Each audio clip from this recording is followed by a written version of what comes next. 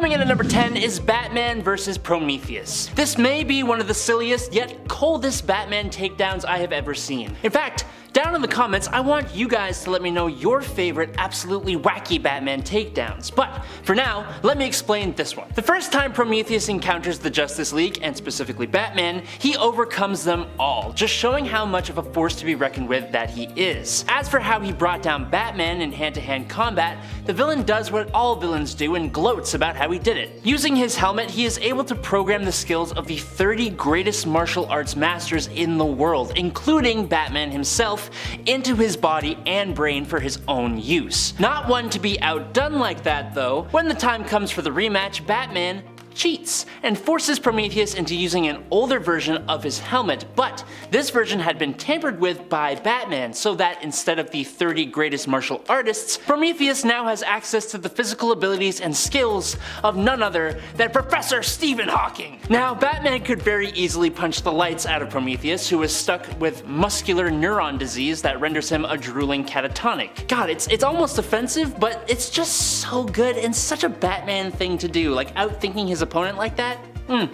Number 9. Magneto vs. the Red Skull. Magneto and the Red Skull are on opposite sides of history. Magneto grew up in a Jewish family living in Germany during World War II, and we all know Red Skull and Hydra's stance in World War II Germany, so it's safe to say that these two villains will almost never get along.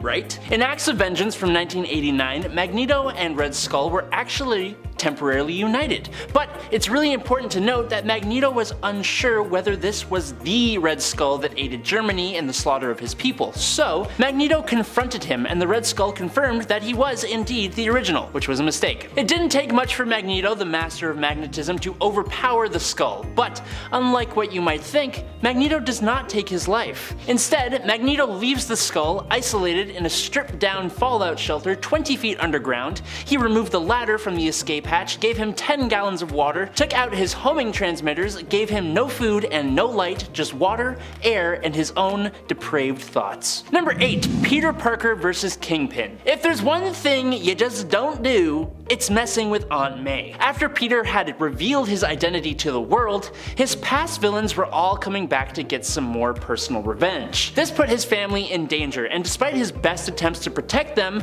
when an assassin tried to bring him down, he dodged out of the way and Aunt May happened to be in the line of fire. This transitioned immediately to the Back in Black SpiderMan arc, which saw Peter don his black spider suit and go on a warpath to find out who was responsible for hiring the assassin. Eventually, Peter learns that it was none other than Kingpin who hired the goon. Fisk was in prison at this time, but using an extremely large stash of cash that he somehow had hidden within his prison furniture, I don't know, it's a comic book, just roll with it, Fisk was able to get out of his cell, release the other inmates, and get about halfway through the prison before Spider-Man came crashing in. And after letting Kingpin monologue a little bit, he proceeds to lay an incredible beatdown on the Kingpin of crime in front of an entire prison wing of his underlings. But then, to make it much more personal, Spider-Man takes off the black suit to show that it's Peter Parker beating the snot out of Kingpin. Then he slaps the hell out of Fisk, threatens to spin webbing down his throat, and then explains how pathetic he is in front of all of his underlings, striking right at the Kingpin's massive pride. Number 7. Jericho vs. Vigilante. Joey Wilson, aka Jericho, is technically usually a superhero, despite being the son of Deathstroke, one of the world's best assassins. The same serum that gave Deathstroke his powers and enhancements also gave Jericho his powers, but they differ largely from Deathstroke's. Jericho has a very unique and powerful ability that allows him to transfer his consciousness into the body of another and take control of them by making eye contact with that person. Unfortunately, every time he did this, a small shred of the individual's psyche remained in his head. At first, it was nothing that he couldn't deal with, but over time, possessing multiple people, he had so many psyches running around his head it drove him insane and put him on a warpath that needed to see him brought down. The rogue anti-hero known as Vigilante was the one to take on the responsibility of stopping Jericho, but because of Jericho's sister insisting that Jericho was a good person at heart and should not lose his life, Vigilante decided to not deal with this threat in a completely lethal way. No, instead, Vigilante just completely took Jericho's eyes from his head. Blind and unable to use his powers, the threat of his abilities was gone. But I'm pretty sure it did nothing to stop his mental instability. In fact, it likely made it worse. Number 6. Wally West vs. Inertia. Inertia was a young villainous Thaddeus Thawne. Inertia is to Bart Allen, aka Impulse, what Eobard Thawne is to Barry Allen. He is his reverse. Now, Inertia had been raised his whole life to absolutely despise speedsters of any kind. He learned to be a villain from others, but his actions were all of his own. So, when Inertia made the mistake of taking the life of his opposite, Bart Allen, he would be made to suffer the consequences. Unfortunately for him, those consequences came in the form of Wally West, one of the most powerful speedsters ever. After taunting Wally about the fact he just took the life of his sidekick, in All Flash number 1, Wally takes the young villain, who had the potential to be reformed, mind you, and removes his ability to move at all, traps Inertia in a museum as one of the exhibits, only able to blink once every 100 years, and leaves the kid there still thinking in real time during all of this, meaning he's driven slowly and pretty surely insane. And just as the cherry on top, Wally left him facing the exhibit of Bart Allen, the man that Inertia could have been. It's an incredibly dark fate for a hero to impose on a villain, especially one that small. Number 5. Superman vs. the Joker. The Injustice video game and comic books took the simple premise of an evil Superman and turned it into an awesome story with really cool moments. The designs created for the heroes are mostly really cool, and only slight variations of their best looks. The reasons that heroes and villains choose sides against one another is also really cool, and it gives some of the most ridiculous shows of force for Superman himself. But it all kicks off with one simple event. The Joker decides that he has become bored of Gotham, so he turns his gaze on Metropolis. The dark and twisted games that this character plays work really well with Batman, who is in reality just a normal human named Bruce Wayne. But when the Joker has to face someone with actual power, he is exponentially way more likely to come out on the bottom. So, when he decided to crack Superman by tricking the hero into ending the life of Lois Lane and then blowing up a large part of Metropolis, he does succeed for just a few hours, until Superman shows up at the room where the clown is being interrogated by Batman, and Superman just bursts in, ignoring Batman completely, and in one cold move, he plunges his fist straight through the Joker's chest, stopping his heart immediately. And number 4, Midnight vs. Commander. The Authority is a really cool group from DC Comics' Wildstorm universe. The two most well-known heroes from the team would be Apollo and Midnighter, who are basically like Superman and Batman respectively, only these two are husband and husband, and Midnighter is almost insane. He is like Batman, but like Batman who is also mixed with the Punisher and maybe like a bit of Deadpool. And these stories get dark. In Mark Millar's run on the Authority, a villain by the name of Commander makes the very big mistake of attacking and forcing himself on Apollo. This was a hell of a mistake, because in response to those actions, Apollo, after recovering, burns Commander's legs so that he can't escape, and Midnighter shows up with a jackhammer. And the rest is something we are kept from seeing. If you want to check it out for yourself, you may be my guest, but you've been warned, it is quite haunting. Number 3, Captain Cold vs. Johnny Quick. If you have not read Forever Evil, I highly recommend you do. It's such a dark and crazy story that sees the villains of the DC universe step into the heroic side to take down an evil Justice League from the alternate reality of Earth 3. Each member of this crime syndicate of America is a sick and twisted perversion of their prime Earth counterpart. But of all of them, Johnny Quick, the stand-in for the Flash, may be the most messed up. He's a completely deranged serial killer in his world. And one villain just can't stand for someone dragging the Flash's name in the dirt like that. Leonard Snart, Captain Cold. In their confrontation, Mr. Quick gets a hold of Cold's weapon, the Cold Gun, and then gloats about how he had taken the life of the alternate Snart on Earth 3, and how Captain Cold is defenseless without his finger on the trigger of his weapon. Well, it turns out that Snart singing Jingle Bells Batman Smells activates the Cold Gun voice trigger, which then completely freezes Quick's leg, which is when Captain Cold takes his big old right boot heel and completely shatters this maniac's leg. Have fun accessing the Speed Force now, psycho! Haha! And at number 2, Black Panther and the Skrulls. Wakanda, like the other fictional kingdoms of Atlantis and Latveria, is protected by a man who will do anything to protect his people. T'Challa doesn't really have the luxury of sparing those that would do harm to his incredibly advanced home, but Wakanda is also one of the #1 places targeted when an invading force wants to take over Earth. So, taking those two facts into account, when the Skrulls tried to invade Wakanda to start their mission of dominating the world, T'Challa and his wife Storm of the X-Men left those aliens with a clear message. After tricking the Skrulls into inflicting pain on their own men for information, the Skrulls sent out their best warriors for the task of taking down the pair. But just as those toughest warriors are gone from sight, an army of Wakandan soldiers breaks into the Skrull ship and leaves not a single Skrull soul alive. While that's happening, those quote toughest warriors are turned into pulp by Black Panther, with T'Challa using their blood to write quote, "This is what happens when you invade Wakanda," on the bridge of the Skrull ship. Cold. Number 1, Constantine versus Dr. Fate. It's funny, I never really thought I'd see Dr. Fate as a villain, and in a way this isn't exactly that. It's more like the Helmet of Fate and Naboo himself is the villain. In Constantine Future's End, John has stolen the Helmet of Fate, who without a wearer is just a measly old artifact with one of the world's most powerful sorcerers trapped inside. Allowing himself to get ensnared by the helmet, linking John and Naboo's minds, John trapped Naboo in the auditorium of Anubis. He fairly challenges Naboo to prove that he has actually ever cared about anyone other than himself in front of the ancient Egyptian god. If Naboo wins, then Constantine dies and Naboo is free to do what he does. Despite his great deeds though, he can't actually prove that he cares about anyone. When Constantine summoned the helmet, it immediately started influencing people to come and claim the helmet and save Naboo. But Constantine had set up a man to subdue each person that was called by the helmet, and when one person didn't make it, another would be called, and then another, and so on. Each person just being used as a tool by Naboo, who didn't care what happened to any of them. He proves that Naboo doesn't give a damn, and then Naboo is eaten by Anubis, just straight up eaten. Now it turns out, even the challenge was a trick, with Constantine making a deal with the demon Ifrit, who now inhabits the Helmet of Fate in the place of and sort of alongside Naboo, bargaining with those who choose to wear the helmet from this point forward. Coming in at number 10 is Daredevil versus Bullseye.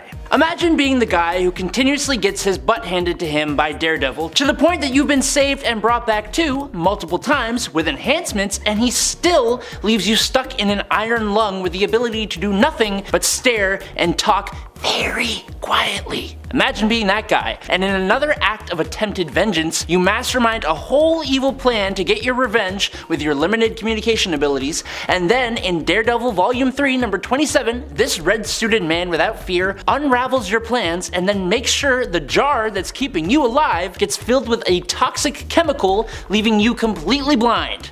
Well, that's what happened to Bullseye. As Foggy Nelson said, once the deadliest man in the world, and now all he will be is a living brain inside a flesh and bone coffin. That's terrifying. Number 9, the Hulk versus Abomination. Abomination in the MCU was once an incredibly intimidating villain, and he still sort of is, but also kind of like a hippie, and kind of funny. In the comics though, Emil Blonsky is absolutely ruthless. General rule for the MCU movies for you right here. If you like a character, just imagine them doing everything they do, but turn it up to 10, and then you'll have their comic book counterpart. Mostly. What my point is here is that the Abomination is psychotic, and the Hulk is way more brutal. So, when the Abomination took the life of Betty Ross using his irradiated blood, he was not getting out of it easy. When they come head to head in the Incredible Hulk Volume 25 from 2000, it's arguably one of the best Incredible Hulk fights I've ever seen. Emil comes walking out of the water, and before he even knows what happens, Hulk is on him like shrimps on the barbie. The ground around them almost instantly becomes rubble. The fight travels underwater and through a dam, flooding a whole town. All the while, these two green Goliaths are in a close combat slog match. And then, Emil decides to taunt the Hulk, which is just dumb because it just makes him angrier, increasing his strength, and the Hulk absolutely pummels the Abomination, laying on fist after fist after fist, causing minor earthquakes and leaving Emil on the edge of life with his brain exposed. It's insane. This comic really shows the relationship between these two on a level that's not really captured anywhere else, and you should read it just for their relationship, honestly. Number 8, Batman versus thugs. Have you ever played the Batman Arkham games? The combat in those games is absolutely fantastic, but it still leaves me wondering how many of these random street thugs actually survive after their interaction with Batman, because I doubt it. He hits hard, and he is pretty unforgiving about it, which serves his whole point of instilling fear, sure, but I think because these nameless thugs are cannon fodder, they essentially get the worst beatings of most of Batman's villains, and we never hear from most of them again. So that tells you all you need to know. As an example, let's talk about a group of thugs in the All-Star Batman and Robin series, issue number 7. Now this comic is written by Frank Miller, who seems to be able to get away with making Batman do pretty much anything, I guess. Like, there's no rules with Frank Miller. Like in the opening pages of the issue, Batman comes speeding into a group of armed thugs, foot first, maniacally laughing like the Joker, and talking in his head about how Gotham is full of cockroaches. He relishes in the fact that the criminals are so scared that they are disposing of each other accidentally, and then he sets fire to a bottle of bleach and tosses it into the criminals, blanketing them in fire, and then continuously beating the snot out of them while they're on fire. And then what happens next? You'll never guess, because Black Canary pops up out of nowhere, and these two superheroes just start making out and getting busy while the thugs are literally barbecuing in the background. Unfortunately, yes, this is Batman, but not my Batman. Number 7, Superman and the Manchester Black Beatdown. What's so funny about truth, justice, and the American way? I don't know. But what I do know is that the Superman story that uses that question as its title, also known as Action Comics issue number 775 for any of you who want to know, is awesome. Essentially, this comic sees the arrival of a group of heroes called the Elite that fight crime, but in an incredibly bombastic and brutal way with no regard for lives lost. This flies directly in the face of the moralities of heroes like Superman and Batman, but apparently not. The leader of this band of villainous heroes goes by the name Manchester Black, and he has an incredible level of telekinesis, able to punch a hole in a mountain with a simple thought. He is incredibly capable, and so are his team, fixing problems before Superman can even get to the scene. Now eventually, Superman, attempting to stop them from operating using such brutal forms of justice, gets his butt handed back to him during one of their first altercations. But that was Superman with the gloves on. As fast as a speeding bullet, Superman takes down the other 3 members of the Elite, leaving only Manchester Black left. Now in a move colder than I've ever seen before, Superman subtly uses his heat vision through Manchester's eye and cuts the connection between Chester and his telekinetic powers. Essentially, he lobotomized Chester using his heat vision, taking the ability to use his powers at least until the JLA could arrive, and he left the Elite in an unconscious dog pile. Number 6, Magneto beating Apocalypse. Magneto and Apocalypse are 2 incredibly powerful mutant villains with frighteningly similar goals, and yet we never really fully see them teaming up. But we also rarely ever see them fight either, except in the Age of Apocalypse reality. In this world, the Mutant Legion had gone back in time in an attempt to bring an end to Magneto, but he inadvertently caused the passing of Xavier, his father, which led to a world where Magneto forms and leads the X-Men, and Apocalypse has nearly taken over the whole world. This all came to a head in X-Men Omega. Now, on paper, while Magneto is powerful with a capital P, when compared to Apocalypse, he should be a walk in the park for the second mutant to ever exist, and their fight going on simultaneously with about 3 or 4 other little skirmishes is intense. It's full of great lines, crazy twists and turns, but the best part is right near the end. Apocalypse has Magneto on the ropes, and he gloats in his own glory, wondering why the Master of Magnetism isn't fighting back. Now staring straight into Apocalypse's eyes, Magneto says, "I can't, I'm concentrating." And then they both look down to see Magneto's hands at his abdomen as he completely rips Apocalypse in 2 straight down the middle in the most awesome looking panel I have ever seen. It's so good. Number 5. Invincible. Invincible, Mark Grayson, is an incredibly strong character. Being a Viltrumite, Invincible is a member of one of the most unbeatable species in the galaxy. Mark is also a young adult, who hasn't learned how to control himself or his powers completely, so it's interesting that one of his greatest enemies is an incredibly squishy man by the name of Angstrom Levy. That's because Angstrom is pretty intelligent and ruthless, but also because he has the ability to open portals to alternate realities. Using his knowledge of other dimensions, he was able to figure out the alter ego of Invincible and find out where Mark lives. He travels to Mark's home and then captures Mark's mom and brother. First of all, making things this personal never works out for a villain, so they need to stop doing that. But Angstrom does actually put Mark through a good old fight, using portals to send the hero to multiple different dimensions, which was really cool, honestly. Where Levy made a big mistake though was when Mark's mom, Debbie, decides to try and attack the villain using a lamp, smashing it over Levy's big old head. Levy didn't take too kindly to this little affront, and he broke Debbie's arm. Now, in a fit of absolute blinding rage after seeing this, Mark charges full force at Levy and they end up crashing through multiple realities until they land in a sandy desert wasteland. Which is when this idiotic guy Levy decides to threaten Mark's family again. Invincible, still in this blind rage, uses all the strength he has, completely pummeling Levy until Mark looks like he's covered in ketchup and Angstrom is now a huge puddle. But somehow, he still comes back. Number 4, Conquest. Yes, we're still talking about Invincible. For the Viltrumites of this Invincible comic series, they have extremely high resistance to damage, but what makes them even more capable is that when they do get beat down, usually by another Viltrumite, and they survive the damage, once they heal up, they become even stronger than they were before. It's why the oldest Viltrumites are usually the most powerful of the bunch. Now, one old-timer Viltrumite goes by the name of Conquest, and he is one grizzled old man. Battle-scarred as hell with a cybernetic arm and psychotic as hell as well, he arrives on Earth to check on Mark's progress with taking over the planet. That's a whole long story, we don't need to get into it. Essentially, he arrives after Mark had just gone through some I can't say that. So Mark is not in the best mood, but Conquest does not care, and these two have an absolute slog of a battle over the course of 4 issues of the comic. It's insane. Conquest takes a few hits, sure, but Mark is no match for this guy in the slightest. In an attempt to help Invincible, his girl, Adam Eve, decides to show up on the battlefield and lend a hand, and she was far out of her league, but she's very powerful, didn't really matter. Conquest punched a hole right through her. This was the line that you just don't cross. It sends Mark into a frenzy.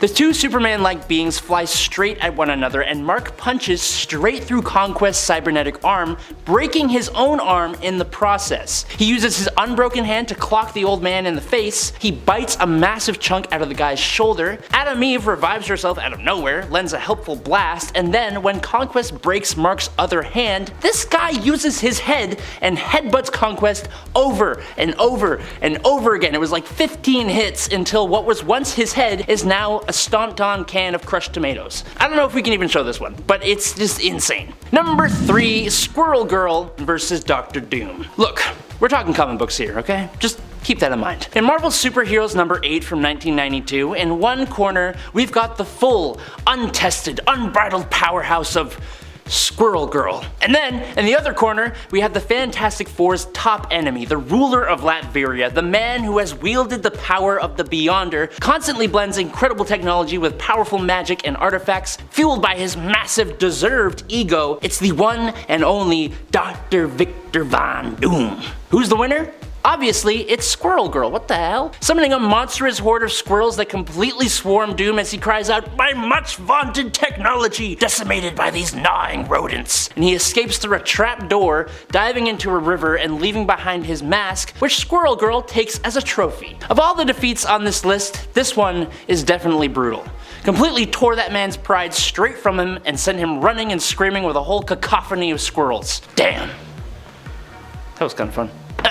Number 2, Mr. Dumpo. I know, I'm surprised that Punisher has not shown up on this list too, until now. Honestly, I can tell you why. The Punisher doesn't really have that many memorable villains because his whole thing is that he doesn't let them live. Usually his villains are gone from existence by the end of the issue, and definitely before the end of the series. And usually, he does it very quickly and very easily, but definitely not always. In the Punisher Volume 5, number 11, the Punisher is facing off against a guy called the Russian, who was hired by another bigger bad who we talk about just in a moment. When the two finally come face to face, the fight sees them tumble through Frank's apartment building, crashing into the apartment of Frank's neighbor, Mr. Dumpo. Mr. Dumpo is not the smallest man. In fact, I'd say he's quite large. Yeah, that's how I'd put it. Using a fresh out of the oven scalding hot slice of pizza belonging to Mr. Dumpo, Frank burns the Russian's face, and then Frank takes Mr. Dumpo and tosses him on top of the Russian and dogpiles on top,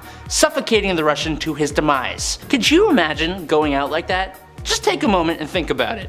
That would be horrible. Number 1. Ma Gnocchi. That's how I'm gonna say it. I said we were about to talk about another Punisher villain, and I wasn't lying. Ma Gnocchi, or Gnocchi, or however you tell me how you pronounce that in the comments below. Just I can't figure it out. She's the head of the Gnocchi crime family, so yeah, she ain't really a nice lady. Now, before the moment I'm about to talk about, Frank had thought that he had already neutralized the threat of old Ma here, and that's because he literally fed her to a gaggle of polar bears. Now, while they didn't finish her off, the bears did happen to relieve Ma of her arms and legs. It was that action that prompted the hiring of the Russian at the last point. Now, in the Punisher Volume 5, number 12, after taking down about 80, yes 80 of her thugs, Punisher comes back to finish the job. 80 men were already obliterated, so no one was willing to lend the legless and armless head of crime a hand as Frank burned down her mansion. She put up a decent fight with no limbs though, sort of. After she attempted to gnaw his ankles off, unsurprisingly unsuccessfully, Frank uses his big old foot, plus the muscles in his leg, and not so gently places this helpless, horrible woman into the burning pyre that used to be her home. Cold.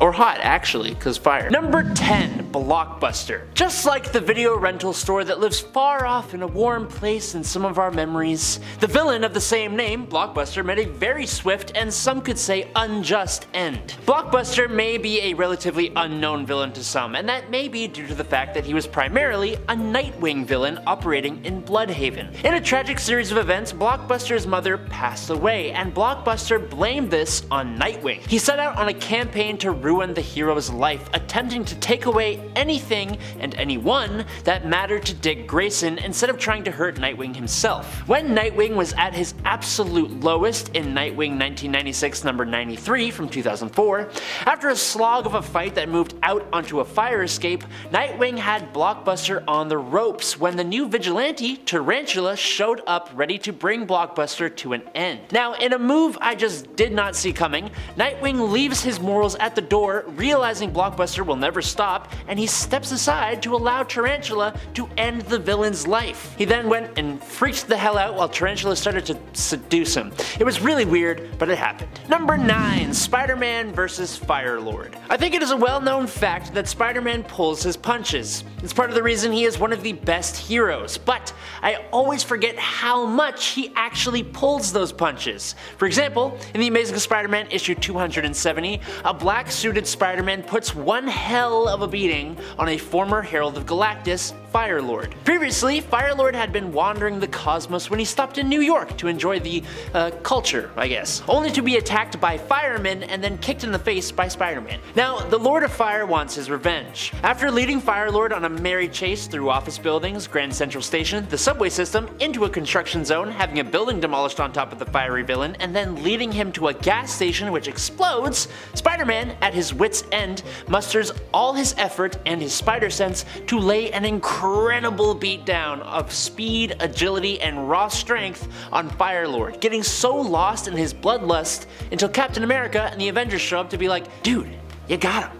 Chill out. And in at number 8 is Deadpool vs. Bullseye. Reading through issue 11 of the 2008 volume of Deadpool just made me remember why I love Deadpool. Not that I forgot or anything, but man, he's just nuts, which makes it so good when the foe he faces is almost just as bonkers as he is. This time, it's Hawkeye, but not actually Hawkeye. It's actually Bullseye dressed as Hawkeye because this is happening during Dark Reign, and that's a long story on its own, which maybe we should do an attempt to explain of that at some point. For now though, Bullseye/Hawkeye has been contracted to take down Deadpool. In the last issue, he managed to get an arrow right through Mr. Pool's noggin. So, in this issue, Deadpool takes it out and his brain is still half regenerated as he tries to take on Bullseye at this meat farm. Now listening to his half-formed brain, Deadpool takes cover into a meat locker and decides his best course of action is to, quote, be the meat, and he suits up in a butchered pig, using it as makeshift armor. Wade charges Mr. I, who had conveniently run out of arrows, lands a good crack, rack, and a crock, and then takes a swift kick to the no man's land. The fight transitions to the kitchen where Bull's Hawkeye, or whatever you want to call him, comes at Wade with a buzzsaw, and Deadpool, wielding two meat hooks, trips, grips, and sends a hook straight through this fellow mercenary's chest. The dynamic between these two psychos is just a treat to read, but I'd honestly recommend just reading the whole of this volume of Deadpool itself. It's fantastic. Number 7. Storm and Emma Frost. A bit of a lesser known rivalry between two comic book characters is the one between Aurora Monroe, Storm of the X-Men, and Emma Frost, the White Queen of the Hellfire Club. Now back in the day, Emma was a villain more than anything else, and during Uncanny X-Men 151 and 152, the White Queen ambushed Storm using her telepathic powers to swap their bodies, and then enacted a plan for the Hellfire Club to attack the X-Mansion. Now after a whole lot of kerfuffle involving Kitty Pryde, Emma lost control of Storm's powers, and that gave Storm the opportunity to swap their minds back. Storm gets the tempest caused by Frost under control, then saves the White Queen from a massive fall, all heroic like, but being the villain, Emma tries yet again to attack Miss Monroe, prompting Storm to straight up smack Emma with a massive bolt of lightning. She flies up into the air, raging like the goddess she is, then flies back down, grabs Frost by the throat, and scares the hell out of her by almost taking her life, before Wolverine, of all people, talks her back to morality. It's fantastic. I love Emma Frost, but I think because of this, I love Storm a little bit more. Number 6. Kingpin vs. Grey Hulk. The Hulk is an interesting character. He's gone through many changes over time, even having different identities than just his regular green, savage, smashy smash one. One of his first, when he was still a Grey Hulk, would be Joe Fixit. Joe Fixit is a persona of the Hulk who is a relatively intelligent Las Vegas mob enforcer. It's great. Well, this year, in 2023, he got his own series. Fixit is specifically the enforcer for the Berengeti crime family, and in the series, Mr. Berengeti's operation becomes the focus of a certain Wilson Fisk, aka the Kingpin of Crime, who is planning to strong-arm a takeover. Problem is, you can't really strong-arm anything when one of the people you're facing off against is the Incredible Hulk. The best part about Joe Fixit is the fact that no one seems to be able to work out that he is just another version of the Hulk, so he is constantly underestimated. Within the first few moments of Kingpin's meeting with Mr. Berengeti, the plan he had goes south very quickly, and he decides to smash the man's desk, which is when Mr. Fixit enters the fray. Fisk's goon is slapped aside like a piece of unwanted salami, and then Fisk, who has gone toe-to-toe with SpiderMan, who, as we know from part 1 of this list, is usually holding back, comes bull-charging at Fixit, who obviously tanks 3 blows without flinching before grabbing Wilson's fist,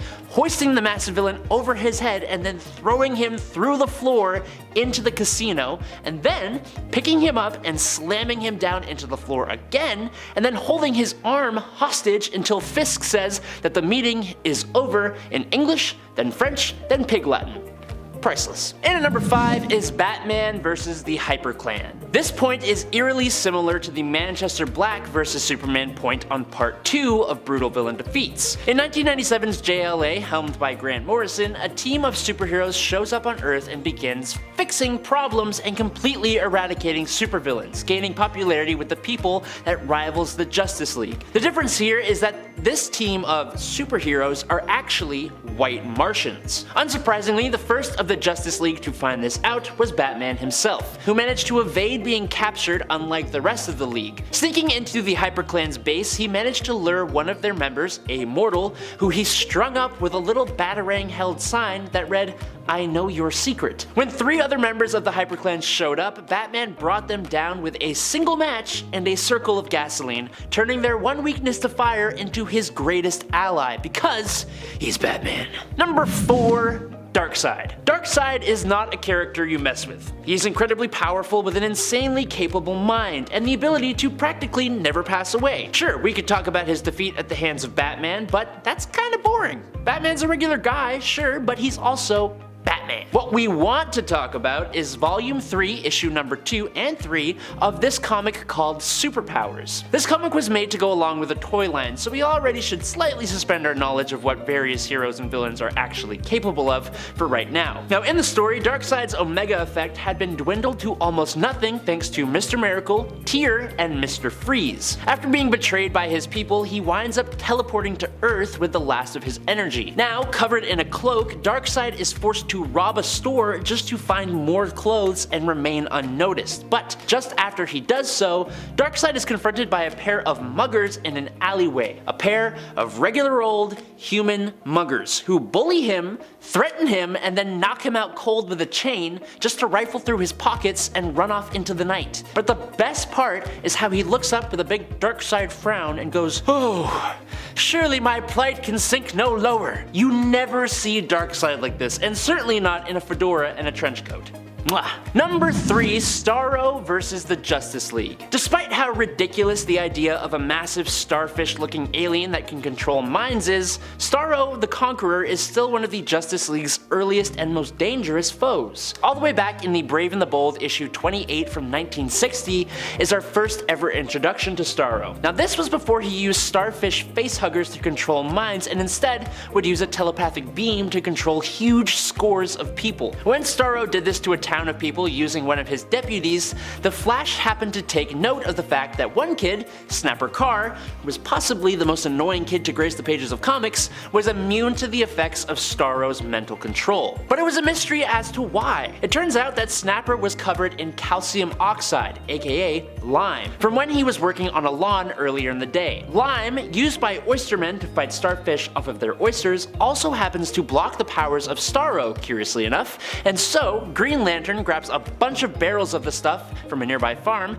and the Flash grabs bags and bags of it from a chemical warehouse, and they team up to proceed to absolutely cover Staro in lime, imprisoning the Conqueror in an unbreakable shell of lime. As it says in the comics, a living statue of lime. Number 2, Firestorm versus Parasite. Rudolph Jones found himself exposed to a strange form of radiation, which changed him into a bald, green-skinned parasite with the ability to absorb the life energy of others. Well, in Firestorm, the Nuclear Man, issue number 86, Parasite is released from an area he is being held in and goes on a rampage, draining multiple people of their life energy, including Firehawk, who fell pretty easily to this villain. Now luckily, the hero Firestorm is nearby. At this point in time, Firestorm has become the world's fire elemental and received a pretty significant power boost. Almost as if to prove this, Firestorm comes in hot on Parasite with a blast of flame, and then, when Parasite tries to drain Firestorm's power, the hero is completely unaffected as he says, quote, "My powers come not from myself, but from the earth. I don't have power,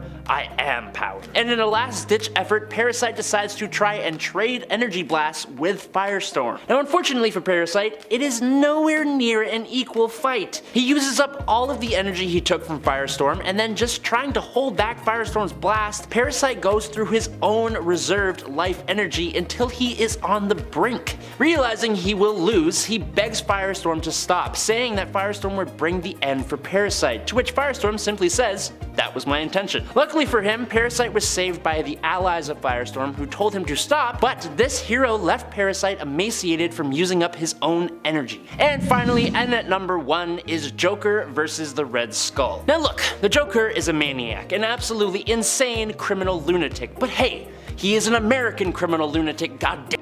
Which means dealing with someone with the past of the Red Skull is an absolute no-no. Yes, these two villains teamed up together in the Batman and Captain America Team-Up Special, back when DC and Marvel actually got along with each other. Naturally, these heroes' two greatest villains team up to take them on, but I guess it turns out that even Joker is above the morals of a World War II era war criminal. The Red Skull hires the Joker to steal an atomic doomsday device, which the Clown Prince of Crime totally agrees to do, until he sees Red Skull waltz out with a certain symbol front and center on his outfit, indicating his involvement in WW2, which is then confidently confirmed by the Red Skull. This is when the Joker delivers the line about being an American criminal lunatic, and the two simultaneously attack each other, Joker with his venom and the Red Skull with his quote dust of death, which they are both immune to. This is when Joker gets smacked over the back of the head with a wrench, but eventually the fight makes it onto a plane where the Joker overpowers Red Skull and they both go tumbling down through the sky alongside the atomic device they stole, destroying them both in the middle of the Atlantic Ocean. Now I don't know if I'm more shocked at Joker's switching of sides or the fact that they had a fist fight while straddling the top of an active fat boy. But coming in at number 10 is Jack Frost. When Jimmy Olsen was on a game show back in the Silver Age series Superman's Pal Jimmy Olsen number 33, a special prism appeared randomly in a garbage dump that,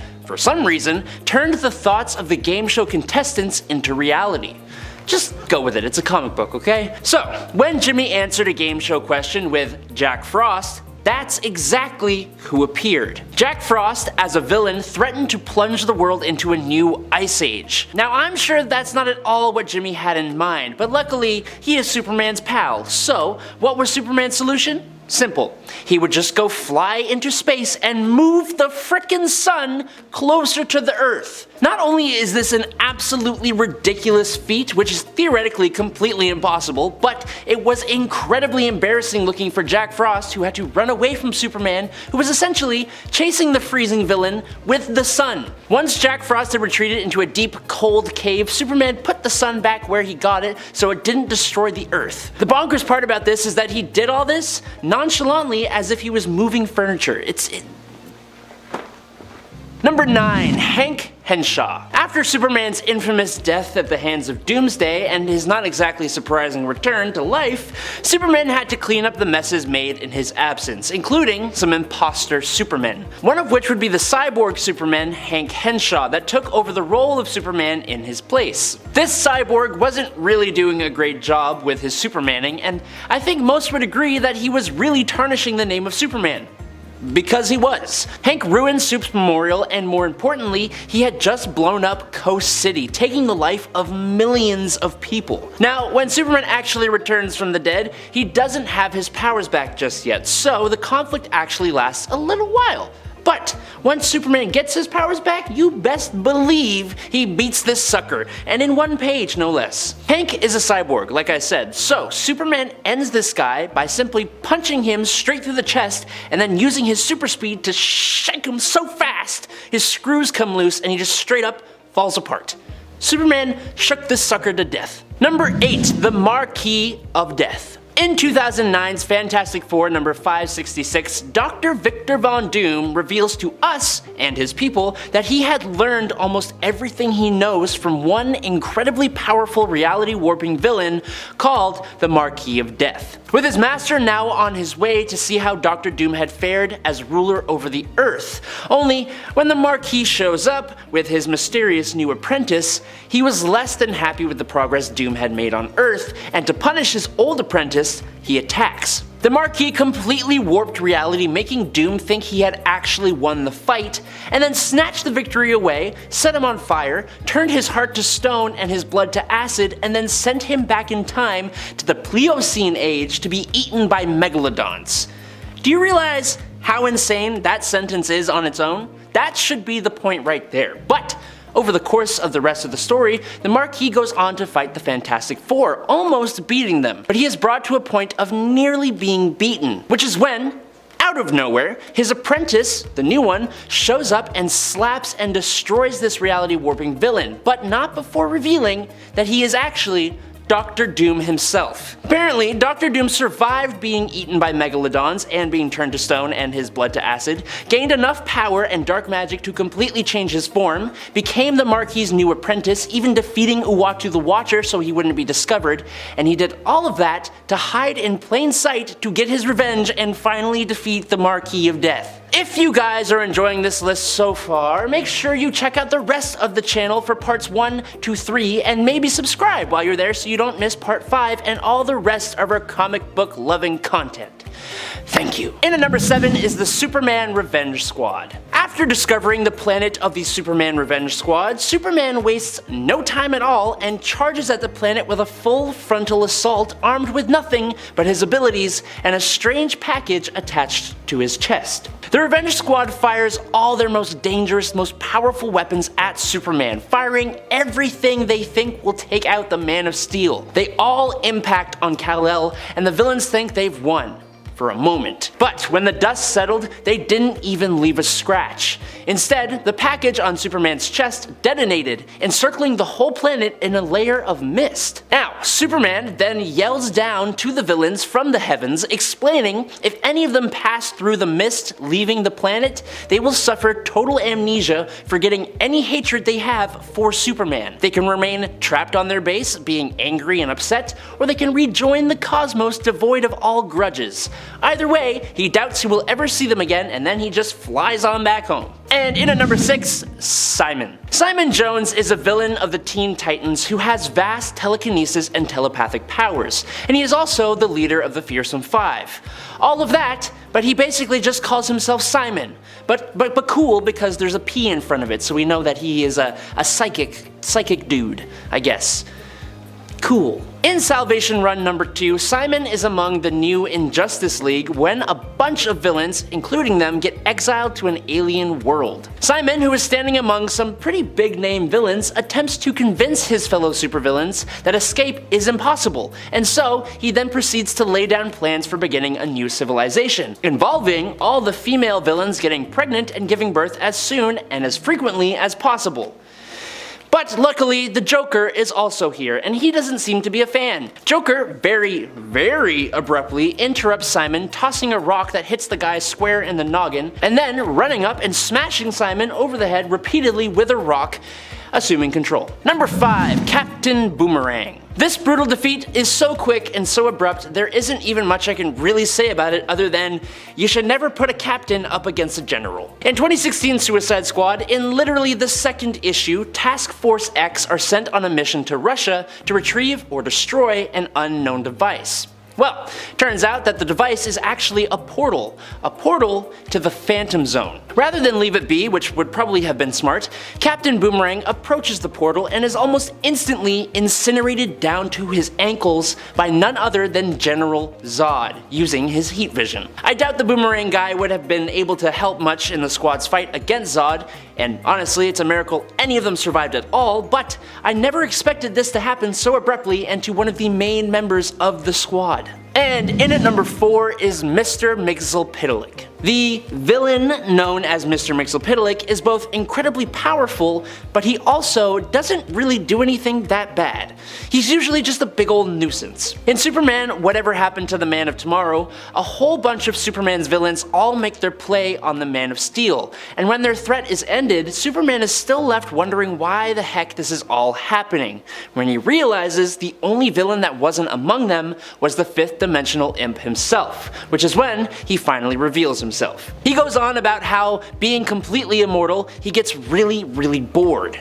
He spent 2,000 years just floating around doing nothing, and then 2,000 years doing good deeds and being nice, and then he spent 2,000 years being a mischievous little imp, and now, of all times, he decides he's gonna start being evil, and his first evil act is to kick off the next 2 millennia, well, by taking out Superman. That's basically what he says. But I don't think it was like that. Anyways, Mr. Mix reveals his horrendous true form and goes on the attack. Unfortunately, Superman's girl Lois Lane figured out what to do. Superman grabbed the Phantom Zone projector, and as he was about to use it on this magical imp, Mr. Mix spoke his name backwards, which would return him back to the 5th dimension. Unfortunately, this happened simultaneously, and Mixel Pik was torn in half between both the Phantom Zone and the 5th dimension. And apparently Superman did this completely on purpose, and then he runs off to go and sulk about it. Number 3, Dinosaurus. The Viltrumites from the Invincible comic series are a race of near invulnerable, incredibly strong, world-conquering aliens, but none among them stands as strong and as invulnerable as Grand Regent Thrag. Battle-hardened over thousands of years, only the most powerful characters characters can even hope to stand mano a mano against this powerhouse. David Anders, the villain known as Dinosaurus, is not one of those characters. While Dinosaurus is very strong, it's more so his intelligence that is his greatest weapon. Dinosaurus allied himself with Invincible around issue 90 of the comic, and in an attempt on Mark's life by Thrag, Dinosaurus comes to Invincible's aid, which he had to know would not go well. Dinosaurus attacks Thrag, but his claws shatter like glass on Thrag's skin. Thrag then proceeds to pummel Mr. Anders, only stopping when he was distracted by an explosion. This brief moment of pause gave Dinosaurus the chance to chomp on the Grand Regent's head, but unfortunately, just like his claws,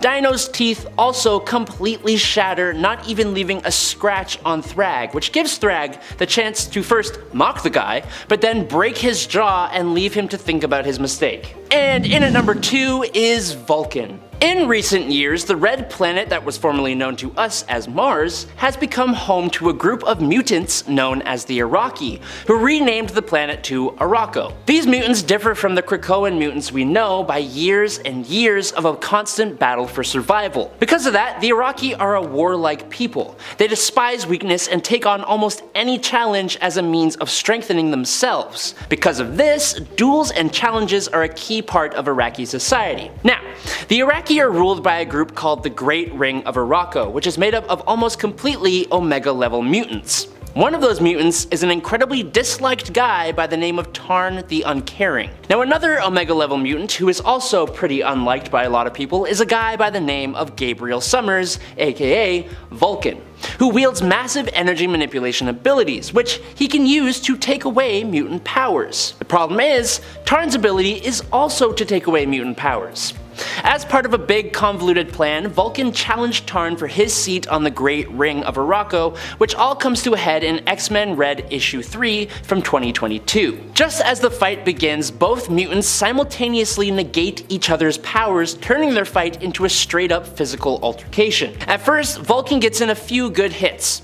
Meaning 2. He gets 2 hits. But he didn't seem to take Tarn's face tentacles into account, one of which catches Vulcan's fist, allowing Tarn to land a face-shattering punch. He then grabs Vulcan's arm with one hand and completely snaps it, then slams his face into the Coliseum floor and crushes it with 3 swift punches, winning the fight. And in at number 1 is Tarn the Uncaring.